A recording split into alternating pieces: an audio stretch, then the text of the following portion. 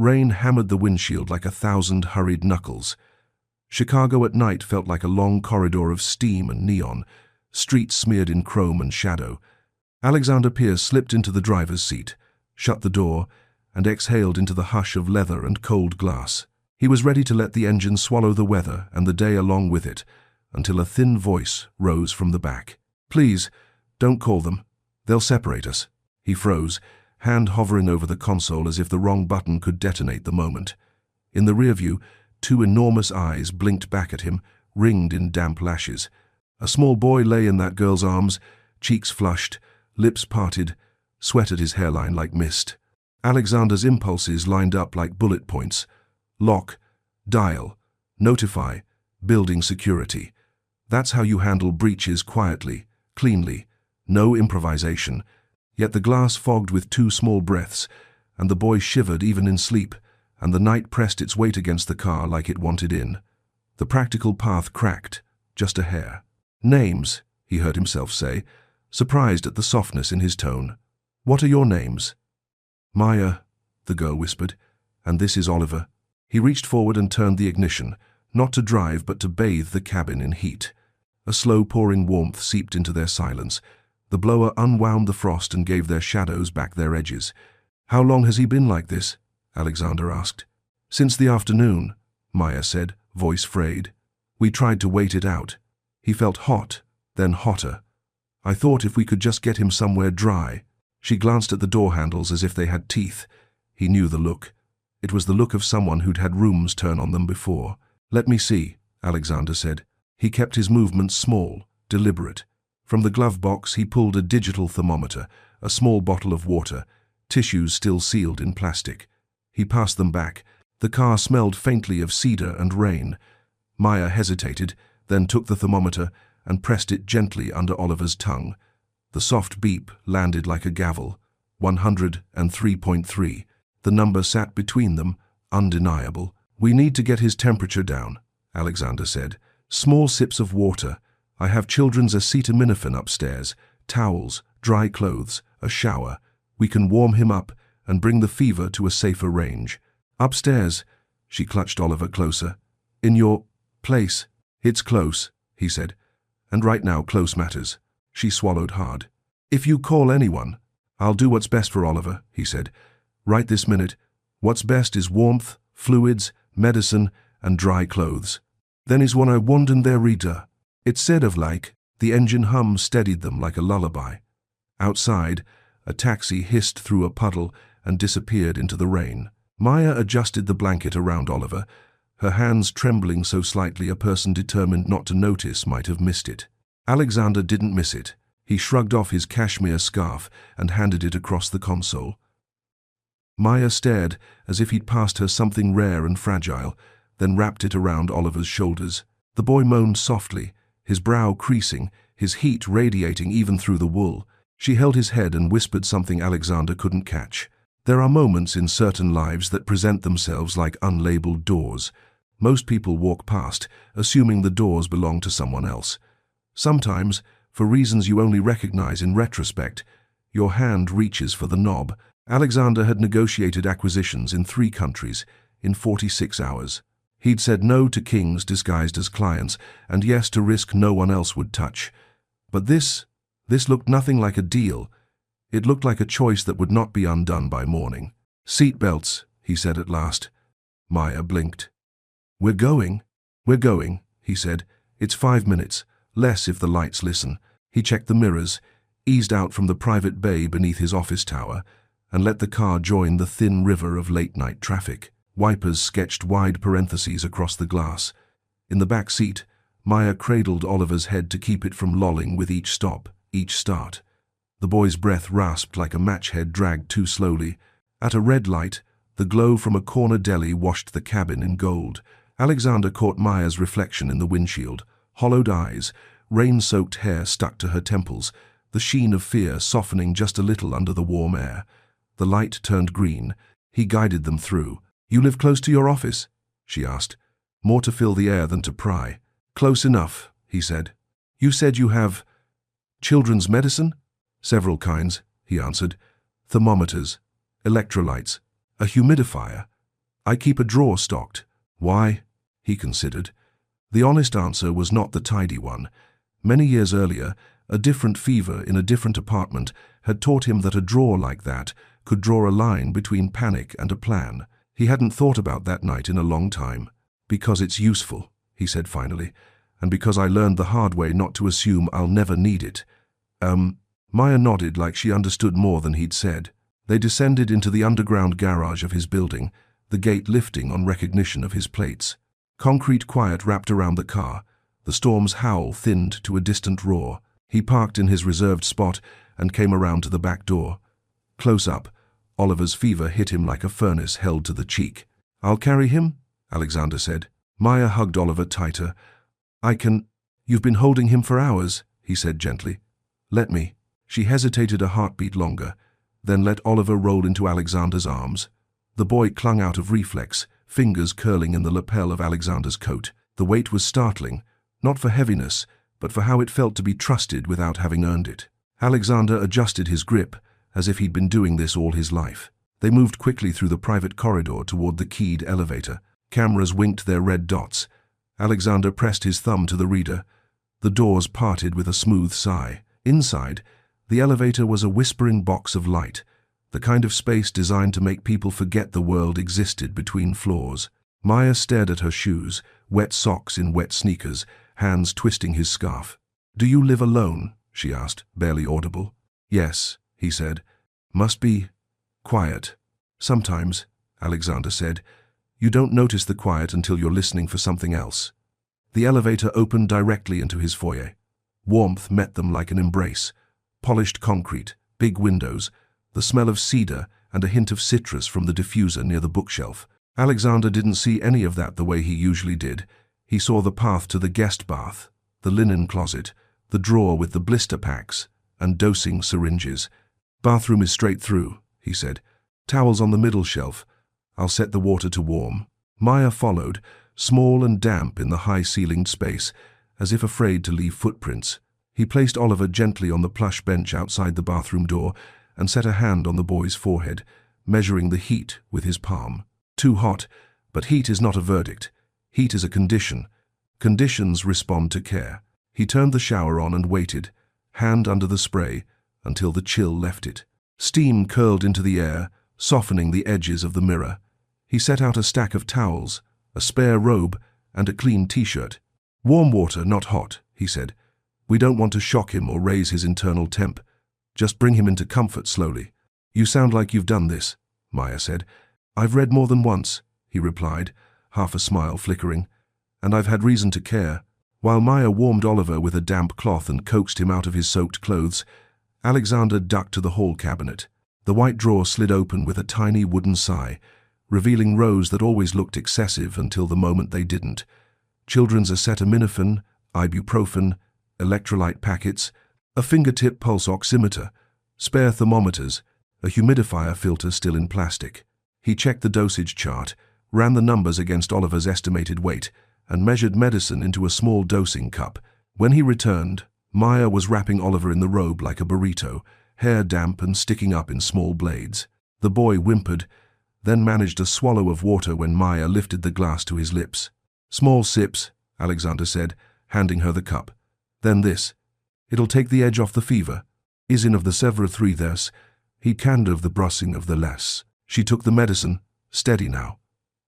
Thank you, she said, the words unexpectedly formal. I don't.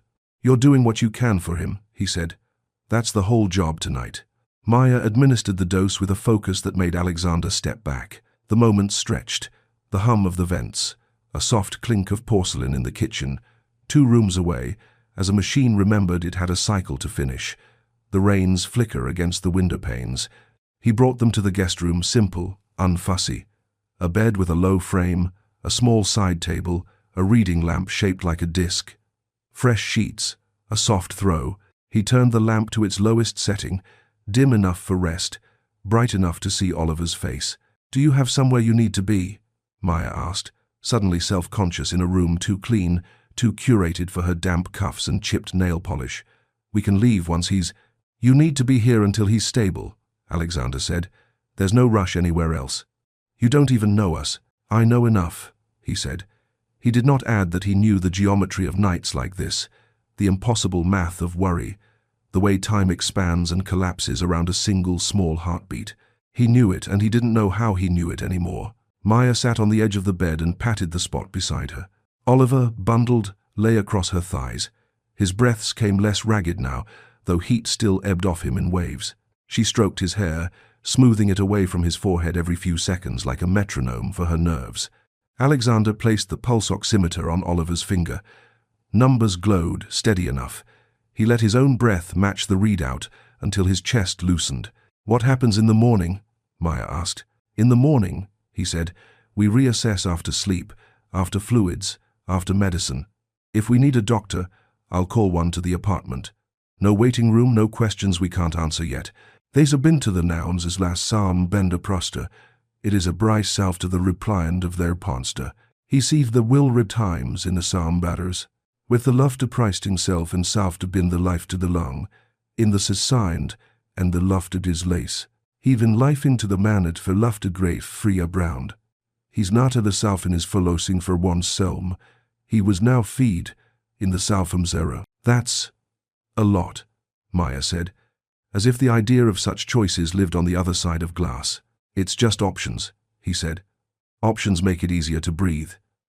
She nodded, and in the space of that nod he saw the weight she carried, the logistics of survival that stole the room for anything else. He saw how quickly the world demanded expertise from children who had been given neither time nor training to acquire it. The medicine began to do its quiet work. Oliver's forehead cooled by imperceptible degrees. The hard line of his mouth softened. Maya's shoulders unhitched a notch. Alexander brought a glass of water and set it down, then realized her hands were empty and restless for the first time all night. "Do you want dry clothes?" he asked. "There's a drawer with sweats. They'll be big, but big is warm." She blinked as if the offer had arrived in a language she almost recognized. "Yes, thank you." He left her to change and stepped into the hallway. The apartment felt different with other people's heartbeats in it, less pristine, less staged for a photo spread. He found that he liked it better this way, like a gallery where someone had finally peeled the plastic off the furniture. On his way back with a glass of warm water for Maya, he passed the large mirror at the end of the hall and caught his reflection. Damp hair, loosened tie, a fine line of weariness at the corners of his mouth he didn't recall earning. He looked like a man standing at a door he hadn't expected to open. In the guest room, Maya had changed into an oversized grey hoodie and rolled-up sweatpants that swallowed her sneakers. She looked smaller in them and more at ease, like the edges of a panic had blurred just enough to let in a breath. "Drink some," he said, handing her the glass. "You're shaking because you're cold and because adrenaline burns through everything. Take 10 swallows, then 5 more." She obeyed like it was a game with rules she could follow. Oliver stirred, eyes slitting open. For a second, he stared up at the ceiling as if trying to place the geometry of the new shadows. Then he turned toward the sound of his sister's breath and pressed his forehead to her arm, trusting that warmth the most. "Hi, bud," Maya whispered. "You're okay. You're safe." Safe. The word landed in Alexander's chest with a force that surprised him. It had always been the deliverable he promised clients, without naming it the outcome under the outcome. Now it was a blanket, a dim lamp, a small boy's exhale evening out. He checked the thermometer again after a respectful pause. 101.9. The number looked like a shoreline. "Headed the right way," he said, allowing himself the smallest sigh. Maya's eyes glossed. "If I fell asleep," she said, "will you wake me if he changes?" "I will," Alexander said. "I'll be in the next room. Door open. If you need anything, say my name. I'm easy to wake." "I believe you," she said, sounding surprised by her own words. He dimmed the lamp to the last notch. The storm was fading to a low, distant pulse. In the quiet, he noticed the apartment ticking the tiny thermal pops of the ducts, the refrigerator's long inhale. Life making all its ordinary machine sounds around them. On the way out, he paused in the doorway and looked back at the shape they made. Maya curled protectively, Oliver bundled and dozing, the extra blanket thrown over both, like a promise that didn't require signatures. He thought of all the rooms in this city, all the versions of tonight happening in parallel, and felt something heavy shift inside him. A piece of furniture dragged an inch closer to the window to catch the light. He took a quilt from the hall chest and returned to drape it over the end of the bed. Maya had already drifted to the edge of sleep, the kind where every creak is a threat until it isn't. He stood there a moment longer, listening, then stepped into the hallway and left the door open just enough for the circle of lamplight to bleed into the dark. The living room felt like a different apartment than the one he'd left that evening. The same lines, the same curated shelves, but now arranged around a new center of gravity he hadn't seen coming. He sat on the arm of the sofa, loosened his tie the rest of the way, and stared at the skyline beaded with rain. His phone buzzed on the coffee table, 2 emails from Hong Kong, one from his head of communications about a draft statement for a merger. He set the phone face down and let the buzz fade into the storm. In the reflection on the glass, he caught the ghost of the guest room lamp. He realized that for the first time in months, he wasn't counting deal points or thinking about the morning's headlines. He was counting breaths. 3 in that room, 1 here, and the space between them narrowing with every quiet, ordinary minute. The night thinned toward its softer hours when even the storm seemed to tire of itself. In the guest room, Oliver slept in shallow pools, rolling from fevered to merely warm. In the hall, Alexander leaned against the doorframe, arms folded, gaze steady. The urge to fix was a muscle he'd strengthened over years. The discovery that care sometimes meant stillness felt new, like learning to breathe with a different part of his lungs. Near dawn, the fever broke with a sigh too small to hear. Maya woke to the change the way you wake to a new smell gradually, then all at once. She touched Oliver's forehead, blinked hard, touched again. Not cool, but not burning. A livable middle. He's better, she whispered into the dim. Alexander was there in 2 steps, the pulse oximeter already in his palm. He clipped it on, watched the numbers hold steady. We'll stagger ibuprofen and acetaminophen every 4 to 6 hours today, he said quietly, as if not to wake whatever luck had just turned. Fluids, rest, light foods if he wants them, warm bath later. Maya nodded, the relief making her eyes water in a way alarm hadn't. Thank you, she said, raw and simple. He left them to rest and moved to the kitchen. Sun didn't so much rise as lift a shade. The city rearranged its colors. He ground coffee and started the kettle, the ordinary sequence feeling almost ceremonial. When the toast popped, he spread butter and honey on 2 slices and put them on a tray with bananas and a glass of diluted juice. Maya appeared in the doorway wearing the hoodie he'd found, sleeves pushed to her elbows, hair braided into a quick, practical plait. The hoodie made her look like a teenager. Her eyes made her look older. I can help, she said. You can eat, he countered, setting the tray on the counter. Oliver can try the banana later. Her stomach answered before she did, an awkward, human sound that cut clean through the formality. She half laughed, half winced. Sorry, please don't be, he said, pushing the plate toward her. They ate, standing at the counter. An unplanned truce. Between bites, she asked. Do you work all the time? Less than the legend, more than the doctor recommends, he said. What do you actually do? Mostly I say yes and no to things other people bring to my desk, he said, amused by the truth of it.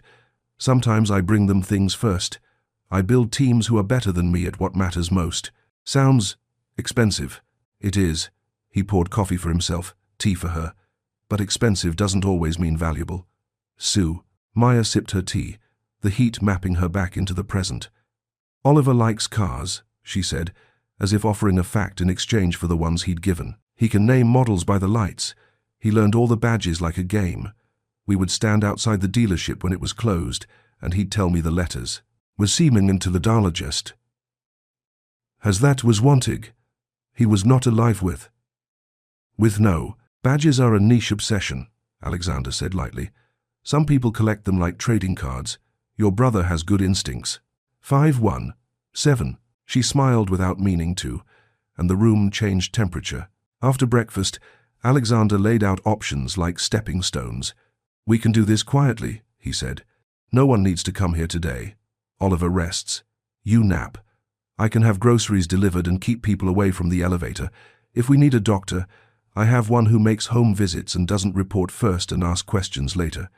You've done this before, Maya said, studying him. I've had practice choosing between imperfect doors, he said, and I know what happens when you pick none. Have only was the grocer left to say. A phone buzzed on the counter, his assistant, early and diligent, with 3 questions and a reminder about a board prep session at 10. He typed a quick response. Pushing to afternoon. We'll send notes. He didn't explain. He didn't have a word yet that would sit in a calendar description without sounding like a confession. You're going to get in trouble, Maya said, watching him rearrange day and duty like they were puzzle pieces with only one solution. I'm going to get specific, he said. Trouble is vague. Specific is manageable. They settled into a morning that felt borrowed. The guest room door stayed half open. Alexander moved through his own space like a courteous guest. He set up his laptop at the kitchen table and drafted 3 emails with unusual economy, then closed it with unusual speed. Maya dozed next to Oliver, waking at each small change in his breath, then learning to trust the steady when it stayed steady. At 11, Oliver stirred enough to ask for the yellow juice with a gravelly voice that made both of them grin without looking at each other. Maya held the cup. Alexander counted the swallows in his head. After. Oliver pointed weakly toward the window. Big, he murmured. Big, Maya echoed. Skyscrapers. Alexander brought the blinds up another 6 inches. The city slid into the room in rectangles of light. Oliver squinted with the seriousness of a small engineer and tracked a crane across the skyline like it was a living creature. The afternoon brought a different kind of test. Alexander's head of communications called, voice threaded with curiosity and caution. I'm getting pings from the garage security desk about last night, she said. A guard flagged that you came in with guests. A tiny pause before the last word. 2, he said. A child and his sister. A longer pause. He could hear her calculating risk and optics. Do we need to prepare for anything? We need to prepare to keep people from imagining something untrue, he said. Draft a line. Personal guests. No further comment. And tell the desk that if anyone asks, I am aware, and the guests are authorized. That'll raise eyebrows. Let them work their eyebrows, he said, and hung up before he could start explaining a story he didn't owe anyone yet. He found Maya by the piano in the corner of the living room, its lid down, the bench tucked in. She ran her fingers along the keys without lifting the cover. You play? He asked. I used to, she said. At school. When it was different. Open it, he said. She looked at him as if he'd given permission for something more than music. Then she lifted the lid, pressed a tentative C, and winced at the surprise of sound. Oliver, on the couch in a nest of pillows, turned his head toward the note, as if it were calling his name. Softly, Alexander said. For the neighbors. Do you have neighbors? Technically, he said, and she laughed. She found a simple pattern, 3 notes up, 2 notes down, a lullaby built from muscle memory more than confidence. Oliver watched, eyes drooping between phrases. Alexander leaned against the wall and let the repetition sand the edges off the afternoon. When the doctor arrived late day, discreet, a man whose bag was as unassuming as he was, he didn't ask for IDs or histories. He asked for symptoms, timeline, hydration, appetite. He listened, examined, pronounced the course uncomplicated but worth watching, confirmed the dosing schedule, left a handful of extra packets and a phone number that bypassed answering services altogether. At the door, he said to Alexander, You're doing fine, and to Maya, so are you. Then he added, in a tone too kindly to be condescending, Sleep when the fever sleeps. When evening relit the city, the apartment held a worn-in quiet. Alexander cooked a simple pasta, garlic, olive oil, a little lemon, surprised to discover that his hands remembered how. Maya watched him toss the noodles like she was watching a magician reveal a secret that had always been in front of her. You're not what I expected, she said, twirling a forkful. What did you expect? Someone who would call someone, she said, and then it would be out of my hands, he considered. Sometimes calling is the right thing, he said. Sometimes not calling is the only way to get to the right thing. They ate at the table, Oliver propped between pillows, slurping 2 slippery noodles with solemn satisfaction. It felt a little like a family, and not at all like one, which is to say, it felt like something between definitions. Night came soft instead of stormy. Maya tucked Oliver in with the focus of a long-distance runner, finishing a lap, then paused at the doorway. If we stay, she said, the words careful. It's just till he's really okay. I don't want to make your life complicated. He smiled. The kind that doesn't show itself often enough to remember the muscles. My life is already complicated, he said. I'm trying complicated and meaningful. Maya nodded, as if they'd made an appointment they wouldn't write down. In the quiet after, Alexander stood at the window and watched the lights blink their coded messages across glass and steel. He felt the day settle in him like a story rewritten in the margins, same plot points, different emphasis. Behind him, a child breathed evenly. In the room beyond, a girl who was sometimes a mother slept with one ear open. His phone lit with a calendar alert he ignored. He pressed his palm to the cool pane and considered the math of the morning. He could call his assistant and cancel 2 meetings. He could call his board chair and push a review. He could call no one and stay exactly where he was. He turned off the lamp instead and let the apartment learn the dark around 3 breathing bodies. Alexander woke at 4 to a sound he hadn't heard in years, a small, urgent cry threaded with a cough. He was upright before his mind had caught up, bare feet cold on stone, already moving toward the guest room with a glass of water in one hand and the thermometer in the other. Inside, Maya was standing at the foot of the bed, eyes wide in the dim, as if bracing for a test she had not studied for. He coughed until he gagged, she whispered, apologizing to the air for the existence of sickness. It happens when the fever ebbs, he said. The body remembers it has to clear its own chimneys. Oliver's face was crumpled, breaths snatching at the edge of panic. Alexander crouched to the child's level and spoke in the cadence he'd learned from the one doctor who'd ever made a room feel bigger instead of smaller.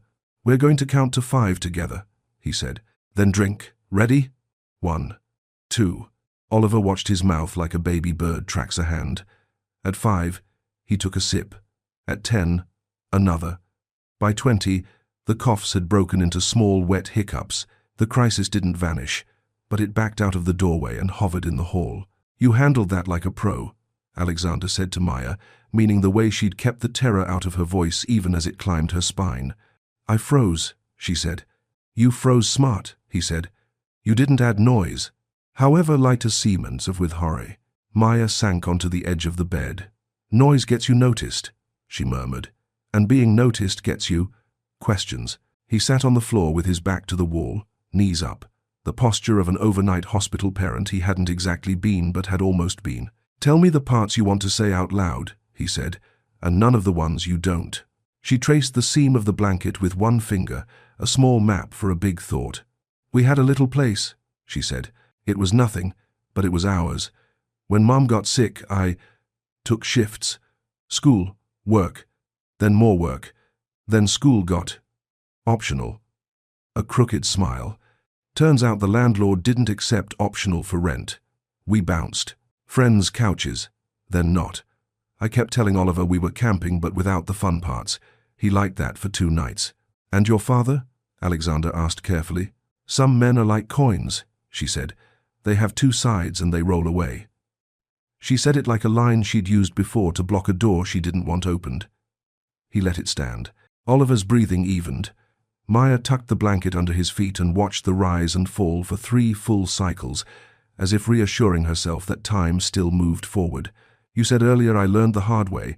What does that mean for someone like you? He considered the lattice of things he never discussed. It means once, he said, there was a night like this and no drawer with medicine and no doctor who came to the door. There was just a number on a screen and choices I didn't understand how to make fast enough. He stopped. The apartment listened. So now I keep a drawer. Maya studied him, not prying, not pitying. That drawer saved us, she said simply. Not the drawer, he said. You. You brought him in from the rain. She shrugged, but the words landed. They negotiated rules in low voices like neighbors agreeing on a shared fence. You can stay until Oliver is fully clear of the fever, Alexander said, and longer if we need to plan what's next without the storm pressing on your neck. You can use anything in this apartment, with 2 exceptions. No opening the liquor cabinet and no answering my work phone. I don't drink, Maya said, and I don't touch things that talk back. He nodded. In return, I will not call anyone without telling you first. If I think a call is necessary for medical reasons, for safety I'll say so, and I'll explain why. If someone has to come up a delivery, a doctor, I'll be the one at the door. You and Oliver can stay in the back rooms. Agreed? She looked at Oliver, then back at Alexander. Agreed. He stood, stretching the knots out of his back. "One more thing," he said. "This apartment is very good at pretending the rest of the world doesn't exist. That's helpful and dangerous. If you need to go outside and remind yourself that streets are still streets, do it. Just tell me first. I don't want to wonder where you are and call the wrong kind of someone." "I gotta be lifed," she nodded, and there was gratitude in it, and also surprise that he'd thought to name the kind of panic that shows up quiet and late. By mid-morning, Oliver had enough energy to complain about the taste of electrolyte water and demand the yellow juice by its correct hue. He dozed against the couch arm while cartoons muttered in a language none of them were listening to. The apartment's vastness shrank around the small theater of recovery medicine, measured into a cup. A towel draped over a radiator. The thump of a washing machine learning their names. Alexander's assistant, Erin, pinged him again, then called. He stepped into the office nook with glass walls that made privacy theatrical. "We need you for the 10 a.m. prep," Erin said. "The chair asked for your read on the acquisitions integration plan." "Send my notes," he said. "Move me to 3:30. I'll join by video." A beat. Erin knew him well enough to know that rescheduling was not a verb he conjugated lightly. "Is everything okay?" "Erin, is everything okay?" "It's important," he said, "and specific. Has a vemsiv."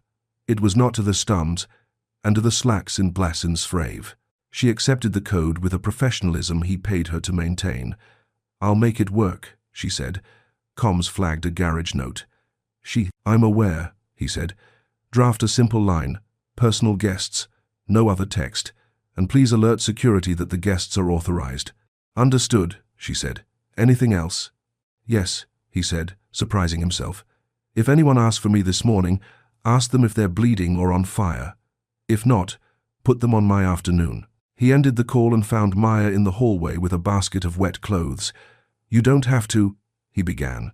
"I know how to operate a machine," she said. Not defensive, just stating a fact that doubled as dignity.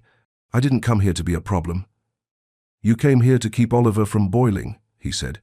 "The rest is logistics." She balanced the basket against her hip and looked around the immaculate room, all clean lines and curated objects that had never met the inside of a thrift store. "I don't know how to be in places like this," she admitted. "Every noise I make sounds like I'm setting off a tripwire." "Then let's give the tripwires names," he said. "That way they can only scare you once." She smiled, crooked, involuntary, and the apartment relaxed another degree. In the afternoon, a small crisis with a supply partner erupted on Alexander's screen. A contract clause misread, a deadline misaligned, $1 million of inventory at risk of aging out before it arrived. He drafted 3 sentences, placed 2 calls, and cut the problem to size. When he returned to the living room, Maya was teaching Oliver to identify buildings by their crowns, spires, setbacks, a jagged line of lights like a zipper across a tower's top. "He likes badges," Alexander said. "He'll like rooftops. People don't look up enough." "Because up makes you feel small," Maya said. "Sometimes small is a relief," he said. "It makes your problems look like they belong to a body and not a planet." She considered that, then tapped a rhythm on the piano lid. "Show me," she said. "What?" "How to make pasta the way you did last night," she said. "In case we're here again and you're busy saving the world." His mouth tilted. "The world resists saving," he said, "but it accepts dinner." In the kitchen, he laid out steps like a blueprint. Salt the water until it tastes like the sea. Start garlic in cool oil so it never scorches. Keep the pan moving as if you're coaxing a shy cat. Reserve a mug of pasta water like insurance. Maya watched with the alertness of someone who could not afford to waste ingredients. Oliver, perched on a bar stool, narrated with solemn authority. "Noodles go swimming." He lifted his fingers like fins. After they ate, they faced the question neither had named. "How long is long enough to feel safe?" Alexander said it first. "Tomorrow," he said, "I want to call someone I trust in social services. Her name is Janet. She is not a system, she is a person who knows how to talk to systems. I won't give her names without your yes, but I want to understand the map, so we don't stumble into a hole we could have seen." Maya's jaw worked. "Calls make things real," she said. "Things are already real," he said gently. "Calls make them visible. Sometimes visibility protects. Sometimes it doesn't. Janet knows how to tell the difference." Maya looked at Oliver, who was folding a napkin with the focus of a pilot. The decision was not binary. It was a spectrum with shades that only mattered when you were living in them. "You can talk to her," she said finally. "But not about us. About hypotheticals." "Hypotheticals," he agreed. He sent the text after they washed dishes. "Need counsel on a family situation. Sensitive. Could use your eyes. Not urgent if you're off." A minute later, the dots. "I'm around. Call when quiet." That night, the apartment learned a new routine. Alexander took the sofa by choice. Maya protested, then relented when she saw his expression was not generosity but preference. "I sleep better where the street sounds reach," he said, which was a truth about nights that had taught him to listen. He lay awake longer than he usually allowed, the ceiling soft with city glow. He could feel the apartment's energy shift in a way he couldn't have articulated at a board meeting. It had gone from showroom to shelter, from asset to place. Somewhere behind a door, a child turned and sighed. In the room beyond, a girl not old enough to be anything and old enough to be everything exhaled the day out of her shoulders. He thought of the integration plan he would present tomorrow like clockwork and wondered, for the first time in a decade, what a different metric would do to a balance sheet if the line item read, "Live steadied." He would not say that aloud to his board, but it might change the tilt of his decisions, and sometimes that was enough to reroute entire rivers. At 3, the building's heat clicked and settled. At 4, a siren slid past like a violin note. At 5, he closed his eyes and imagined a drawer full of small, practical salvations, multiplied across a city that rarely bothered to inventory its mercies. He slept, not deeply, but on purpose, like someone pacing himself for the next necessary hour. By the 3rd morning, the apartment had a heartbeat you could set your watch by. Oliver woke with the sun and announced the color of the sky, like it was a daily headline, pale blue with a little gray, then dozed again while Maya braided his hair into a tiny sprig that refused to obey. Alexander brewed coffee and tea without asking who wanted which, because the answer had become obvious. The humidifier purred. The piano lid stayed up. Oliver's fever had retreated to a warm memory. What replaced it was a fatigue you have to outwait rather than outfight. He shuffled from bed to couch with the dignity of a small emperor recovering from exile. Alexander discovered that he owned 3 blankets soft enough to pass Oliver's scratch test, and that Ollie preferred the one with the faint herringbone pattern because it looks like a road from the air. "Bird's eye," Alexander said. "Sky eye," Oliver corrected gravely. They found a rhythm, medicine clocked and logged on a sticky note, cartoons rationed between quiet stretches where Maya read aloud from a paperback they'd rescued from the building's swap shelf, short walks to the window to name cranes and clouds and whatever else moved on its own. At noon, Alexander cooked something simple that smelled like comfort: rice with chicken and ginger, eggs steamed until their surface quivered. He plated portions too carefully and then pretended he hadn't. "Is this fancy?" Maya asked, tasting the ginger and leaning back as if her body had just remembered a country where food arrives on time. "It's efficient," he said. "Fancy is when you need a dictionary." In the lull after lunch, the apartment turned to quiet chores that sounded like stability: a washing machine keeping a gentle beat, a dryer trading damp for warm, a dishwasher signing its initials under a job done.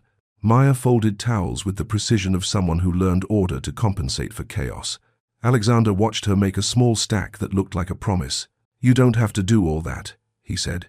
"I like when things stop shouting," she answered, and he understood exactly. In the afternoon, Oliver's attention returned to the piano like iron to a magnet. He pressed middle C, then D, then found the same interval an octave up. Maya slid onto the bench, fingers hesitating above the keys as if asking permission from old muscle memory. "Play something that repeats," Alexander said. "Repetition makes rooms feel safe. The scenes of the blossoming tenure, and there's safe on the Smundy. Another there's safe fond. When the festing tenure. Private. And the safely and the Smundy. The lover the newer." She started with a pattern so simple it felt like exhaling 4 notes up, 3 notes down, a lullaby from a classroom she hadn't seen in a year. Oliver's eyelids fluttered at the first cadence and then stayed heavy, his breath sinking to the loop. Alexander leaned in the doorway and let the apartment be what it wanted to be without supervision. Around 4, Erin called again, crisp but warmer, now that she'd assigned a name to the undefined. "Board prep slid to 5, she said. Do you want me to keep your video on as audio only? Audio, he said, and slot 10 minutes after for comms. I'll have a line about last night if anyone's feeling imaginative. And the integration deck? She asked. Page 12 needs a reality check, he said. We're modeling culture like a spreadsheet. Add a slide with non-quantifiable risks and assign owners to each. If anyone asks what that means, tell them it means what keeps people from quitting. Erin paused, then, copy. That's new vocabulary. We're expanding the dictionary, he said, and hung up. He joined the 5 p.m. call from the office nook, door half closed, so the sound of the piano could seep like a metronome for his patience. He said less than usual and asked more questions. When a partner tried to bulldoze a concern about warehouse safety into compliance assurances, Alexander interrupted with a tone he used sparingly. Assurance isn't prevention, he said. Show me the schedule for fixing the hazard, not the paragraph about how we promise to think about it. The line went quiet in that particular way, when a room remembers there's a human on the other end of every bullet point. After, he walked back into a home that smelled faintly of ginger and detergent and something floral from the diffuser he never noticed until someone else breathed it in. Maya was cross-legged on the rug with a grocery store circular, circling items not because she intended to buy them, but because telling the future in pictures was a habit she couldn't put down. Oliver narrated a list. Yellow apples, the big milk, those crispy circles, Cheerios.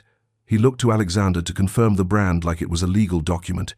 We can make a list for an actual delivery, Alexander said. No future telling required. Maya hesitated. We don't want to eat air, he said. No, I forbid it. Air is for breathing, not for dinner. She smiled and wrote, smaller than necessary, apples, milk, cereal, bananas, bread, peanut butter, and then, after a long pause, toothbrushes, he ordered without ceremony. When the building's private elevator chimed later, he went alone to the door and took the bags from the courier, with a nod that discouraged any conversation. He divided the bags into the categories Maya had started, then stepped back. Pantry's yours, he said. You'll put things where you'll find them. 30. You're serious, she said, scanning the cabinets like they might vanish. I hate not finding things, he said. So I defer to people who know where to put them. She put the cereal on the second shelf, not the first, so it would last longer because Oliver couldn't reach it without help. She put the apples in a bowl by the window because fruit belongs in the light. She set the toothbrushes on the bathroom counter like flags. Permission to overstep, Alexander asked then, unusual formality in his voice. Maya eyed him. Try me. Is that made Turnchen considered and I'd like to set up a small fund, he said. No names attached, just a quiet account that pays for things that don't announce themselves but decide everything. Urgent care co-pays, a phone plan that doesn't shut off, a transit pass, school fees that pretend they aren't fees. She stared like he'd offered to move the moon and asked if she preferred left or right. Why? Because there's a difference between generosity and infrastructure, he said. Generosity feeds a night. Infrastructure steadies a month. He said.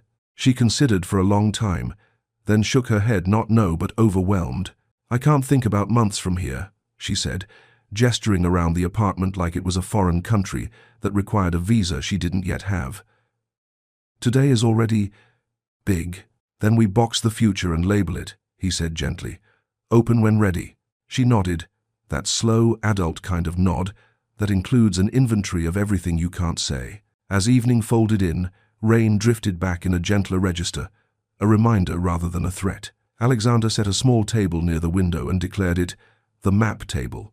On it, he put a legal pad, 3 pens, a metro map, and a stack of sticky notes.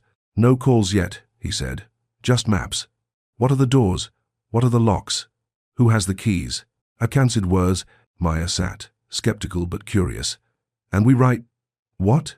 He drew 2 columns, one labeled immediate, the other next. Under immediate, he wrote, Oliver fully well, safe sleep, food security. School contact, what to tell them. Under next, he wrote, stable housing options, mom's records, work with regular hours, a plan for the name that goes on forms. Maya traced the word school. If I show up with a new address, she said, they'll ask who I live with. If you don't show up, he said, They'll ask where you went. She spun the pen like a baton over a battlefield. I can call Miss Rivera, she said finally. She's human. She knew, before. She might help me phrase the truth. Is a rest of the dongs of the supert.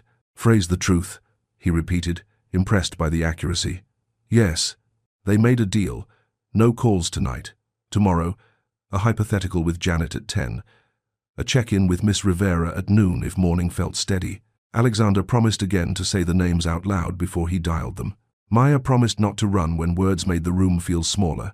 After dinner, a quiet sheet pan of chicken and carrots that tasted like patience, Oliver asked for a walk. They took him down the private hall and back again, past the mirror where he stopped to examine himself, the way children do when they recognize not just their face, but their place in a scene. He stood on one foot, then the other. Like balance was a trick you relearn daily. Back in the living room, he asked, "What's that?" pointing at the balcony. "Outside that doesn't soak you," Alexander said. "Come on." They stepped onto the balcony into air that felt scrubbed. The city hummed at a quieter frequency. Oliver pressed both palms to the glass balustrade and breathed, the sound of a boy remembering that air can be deep and gentle at the same time. "I can see the building with the zipper," he said. "You can," Alexander said, following his gaze. "And the one that looks like a stack of books, and over there the cranes, sleeping." "Cranes sleep. Everything sleeps," Alexander said. "Even cities. They just take turns." Oliver nodded, satisfied. Maya wrapped the hoodie around herself and watched the world with the kind of awe you only allow when you're not spending all your awe on survival. When the cool began to nibble, they went in. Oliver fell asleep with one hand still half-curled like it held an invisible pencil. Maya stretched her legs on the sofa and stared at the ceiling. "Do you ever get used to this quiet?" she asked. "You don't," Alexander said. "You get better at hearing what's underneath it. And tonight what's underneath is 3 heartbeats and a plan sketched in pencil," he said. "Good odds. 2 Havli cases." She smiled at that small, but the kind that lasts into morning. Later, when the apartment had reduced itself to its minimal noises, Alexander opened a drawer in his desk and took out an old photograph he rarely allowed himself. Not an heirloom, just a hospital wristband taped to a blank card, the letters faded but legible. He looked at it like a man studies a coastline before navigating a boat. Then he put it back and closed the drawer gently, the way you leave a room where someone is asleep. On the map table, the 2 columns waited in the lamplight, ink still shining. He added one more line under, "Immediate. Trust is a muscle. Work it. Don't tear it."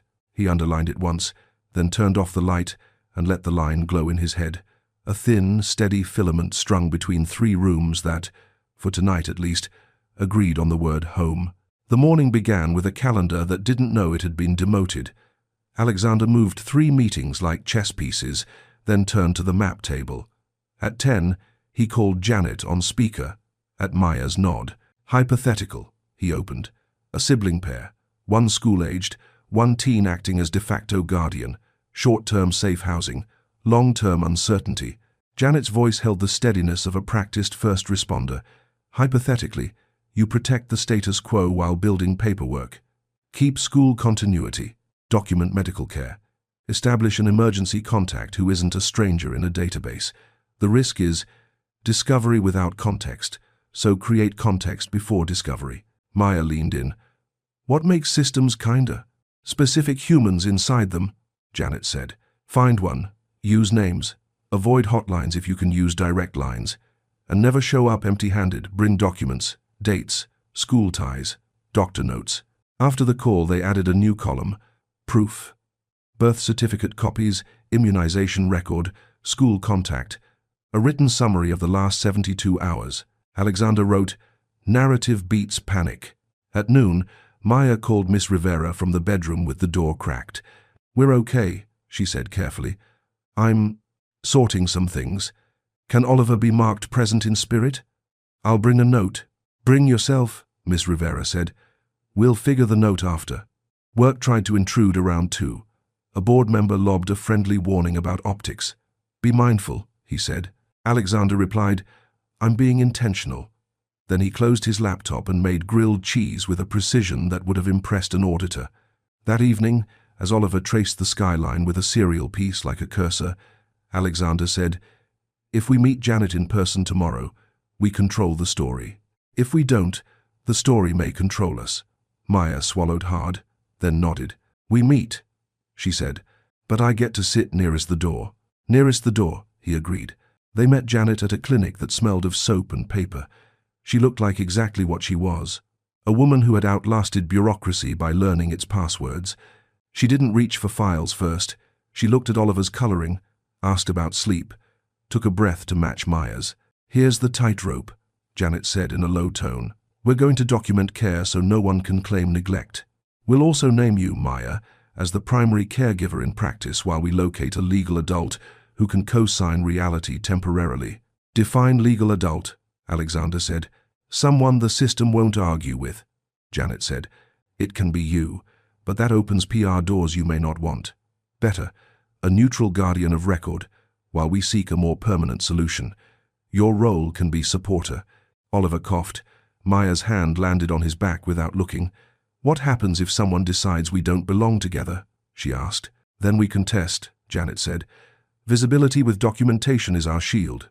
By afternoon, they had a thin folder that weighed like iron. Meds administered, a doctor's note, school contact initiated, a typed summary of events. Alexander paid for copies without flourish. Outside, the sky threatened rain that never came. Back home, quiet collapsed into a spike. Oliver's fever blipped to 104 and came down with a bath and a dose. It was small, clinical, and terrifying in the way tiny things can be. They wrote it out on the clock. When it passed, Maya stood very still in the hallway, fingers on the wall like she was learning to trust the building again. You did that, Alexander said. We did that, she corrected, soft but firm. The call came in the morning. The security desk had logged a curious inquiry from a tabloid stringer sniffing around mystery guests. Comms pinged Alexander. Preempt or hold? He chose a third path. He drafted a single-sentence statement. I hosted personal guests. Privacy will be respected. No names, no fuel. He asked Erin to brief the desk. Anyone asking received the sentence and a dial tone. Then he called Janet. Contingency if publicity hits. Speed, she said. Get ahead with school and doctor so they aren't blindsided. Keep movement minimal. And remember, you're allowed to close your door. He did. The day folded small. They ate soup. Maya taught Oliver to read the metro map like a storylines as sentences, stations as commas where you can catch your breath. Alexander watched them and felt a new metric etch itself in his private ledger. Hours without fear. At dusk, he texted a single contact at a broadsheet. Off record. Nothing to see. Don't be used. The reply came quick. Copy. Sometimes the right rumor to spread was boredom. Night returned, gentle. On the map table, the next column acquired a new line in Maya's handwriting, a place that says our names on mail. She underlined our twice. They began visiting a pocket park 2 blocks away in the afternoons, a wedge of green wedged between glass and traffic. Oliver called it the garden with the soft bench. He counted pigeons like inventory and named a small maple capped in red, even though it was mostly green. On the second visit, an elderly man playing chess alone looked up and nodded at Maya's half-remembered melody, hummed under her breath. You keep time, he said. Most people just make noise. He has was a groups of long. Back home, Alexander found a narrow planter box on his balcony and filled it with soil that smelled like rain waiting its turn. Seedlings, he said, handing Maya a packet.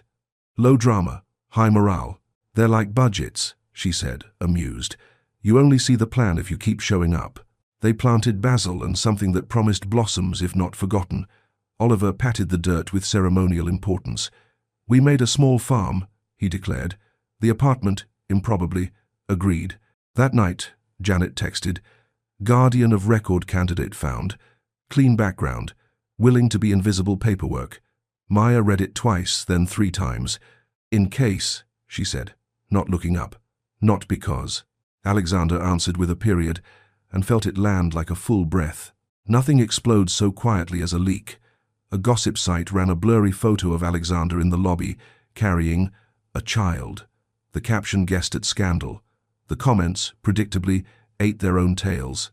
Erin pinged, we can ignore or reframe. Reframe with action, Alexander said. He went public briefly. strategically by announcing a fund focused on emergency family stabilization. Motel vouchers turned into leases, medical microgrants, school continuity stipends. It wasn't charity, it was scaffolding. He matched donations quietly, then shut the door again. In-house, a board member bristled about mission drift. Alexander countered with metrics: reduced turnover in warehouse districts that partnered with similar programs, improved attendance, lower incident reports. "This is not drift," he said. "It's ballast." Janet, seeing the wave, tightened their plan. Paperwork filed. Guardian of record notarized. Miss Rivera looped in as a school ally. "If anyone knocks," she said, "we answer with names and documents, not apologies." That evening, Maya sat at the piano and played a piece that had more edges than lullaby. Oliver listened like he was learning a language he already spoke. Alexander, at the map table, wrote one new line under immediate and circled it. Choose the next right thing. After the 5 of pacing the 7 Prestons, he could attend it. 17 did a race. The first mail to say their names arrived on a Tuesday, a slim envelope from the school addressed to Maya, Guardian, and Oliver, Student. It wasn't a lease, not yet, but it was a line of print that recognized a fact the world had been slow to learn. Maya set it on the map table the way you set down a key. Oliver's cough retreated to a rumor. The basil pushed 2 shy leaves above the soil like small green flags. Captain Red suggested by the slightest blush that he could keep his promise. They marked the end of Fever Week with a tiny ritual. Maya taped a Polaroid to the inside of a cabinet, 3 blurry figures at the balcony rail, the city light behind them making halos where there were none. "So the good ghosts know where to find us," she said.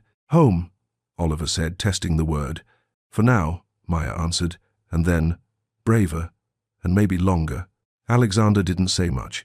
He made pancakes shaped like letters and let Oliver tell him which ones to flip.